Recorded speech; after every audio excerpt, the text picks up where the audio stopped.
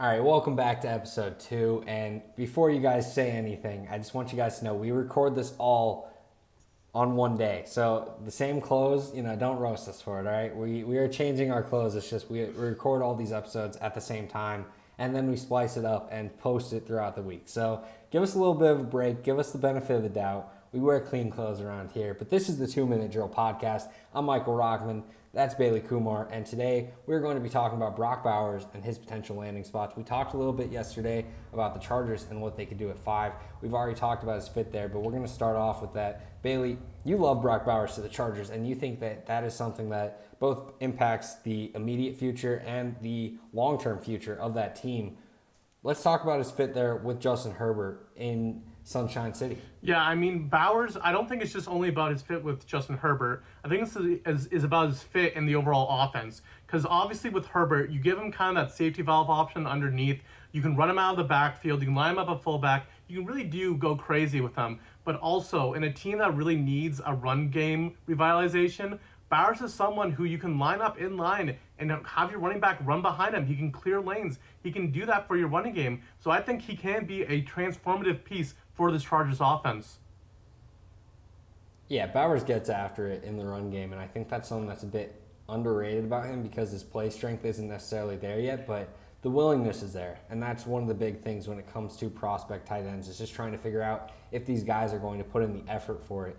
Obviously, in the receiving aspect, he checks almost every box. He's such a great route runner, and he's someone that is going to be just high-impact receiver almost no matter where he lands. So if you're a team like the Chargers and you have, the situation that you do with your receiver room, I don't want to touch too much on what we talked about yesterday. So if you haven't seen it yet, go check it out. But obviously, if you're a team like the Chargers where you have your wide receiver room kind of filled, especially if you bring Mike Williams back next year, then adding in a guy like Bowers still elevates the passing game, still brings you a long-term weapon to the offense, while also, addressing probably a bigger need on the roster.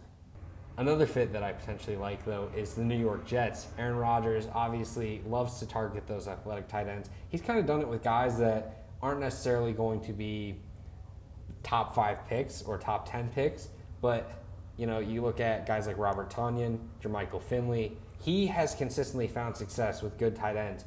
Getting him a guy like Bowers and then maybe finding someone who can kind of band-aid together the offensive line could be the move for the Jets, where they brought in a lot of Aaron Rodgers' friends to the wide receiver unit, but Garrett Wilson's really kind of the main contributor in that room, and everyone else is kind of a little bit behind. So adding another weapon while not cutting some of Aaron Rodgers' best buddies could maybe be the direction that the Jets want to go in order to take that passing game to the next level and help elevate that offense overall.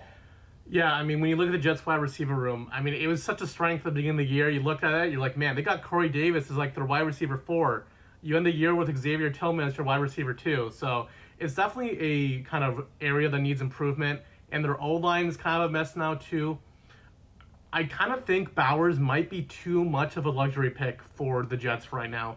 Rodgers is obviously nearing retirement. The Jets' window is basically concurrent with however long Aaron Rodgers wants to play. And I think that you need to protect him, or you need to give him a wide receiver right away.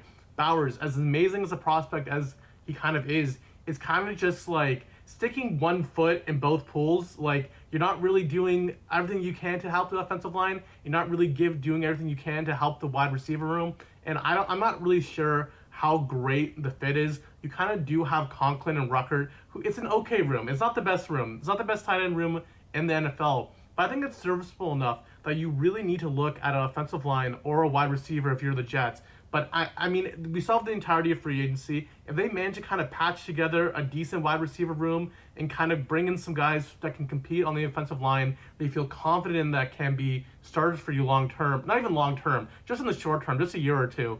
You can look at a guy like Bowers in that situation. But as it stands right now, I kind of think Bowers is just not a great fit on the current roster construction of the team.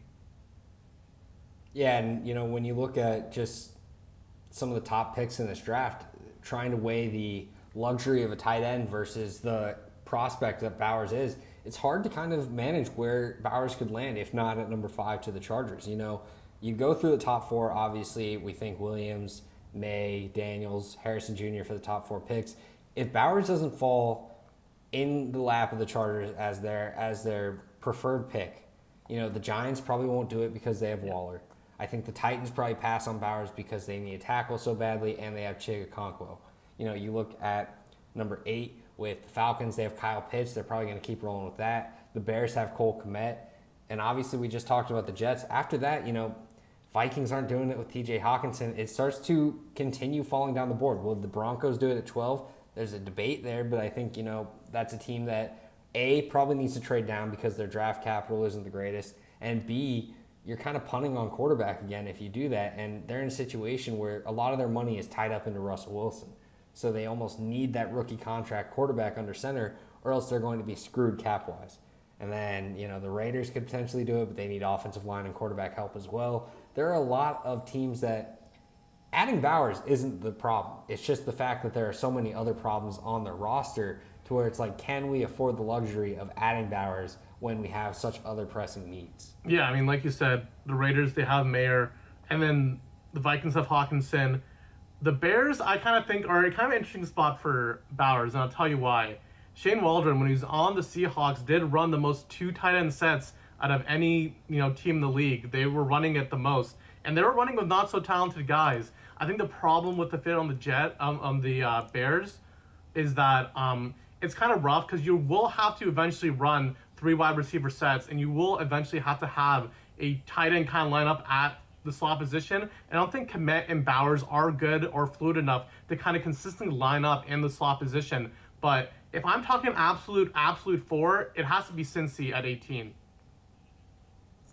Yeah, obviously Cincinnati would make a lot of sense with especially the looming situation of T. Higgins. Even if T. Higgins is brought back and extended long term, that is another weapon to the passing game that will just take it to another level. Obviously, I think they're a team that has been rumored to be going for offensive tackles, but when a player of the caliber that Brock Bowers is there, I think you just have to take him and figure out the rest later.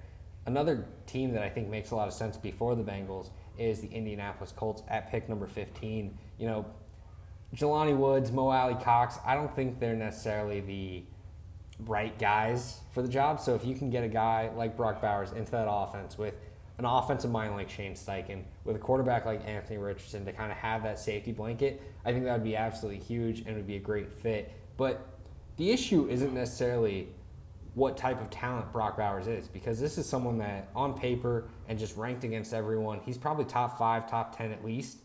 But it's just about the fact that, you know, can we afford to select Brock Bowers when our team has such other pressing needs? You know, you look at guys like TJ Hawkinson, Kyle Pitts, Eric Ebron. There's going to be doubters of Bowers just alone because of the impact that those guys had. Obviously, you know, we think Hawkinson or Pitts are very good, talented tight ends, but the impact that they had on the team was not there to warrant the selection for how early they came off the board.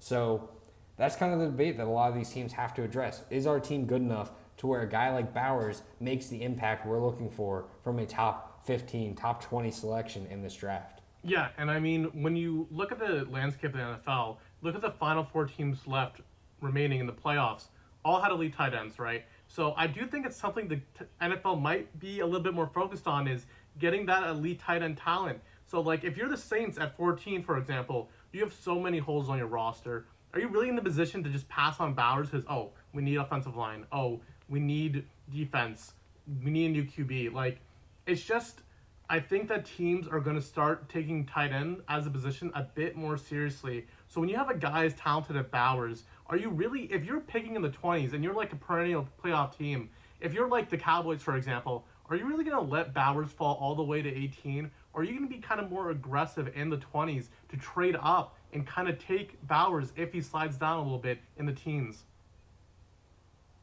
Yeah, maybe not necessarily the Cowboys specifically, but I get what you mean with like those teams that are in the playoff picture that could easily trade up and start to make those moves. So it's really, you're playing against the board if you're a team that's willing to pass on Bowers and pass on the impact that he makes. There's also teams that could potentially just look into the talent and say, yeah, let's make it happen, like Seattle, where, you know, Noah Fant's going to be a free agent. As you said, the tight ends there in Seattle weren't necessarily the most dominant of guys. Obviously, there's been debate about quarterback. Geno Smith is back for another year.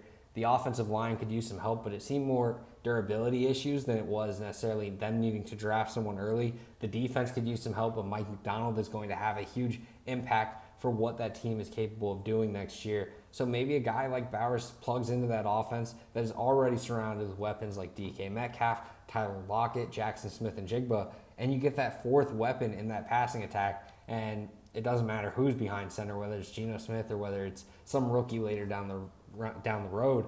I think there's plenty of production and capability in that passing game if you make that move.